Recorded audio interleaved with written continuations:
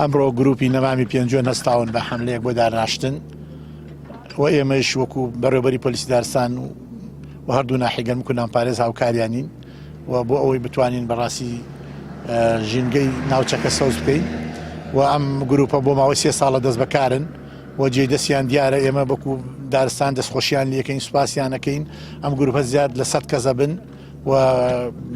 تەنها خۆبەخشانە کارەکەن و تەنها خۆبەخشانە ئەمریکان جۆتە ئەستوی خۆیان و بەڵێ نیشیاندا و تەعاودیاندا بۆ ماوەی 10 ساڵ ئەم کارە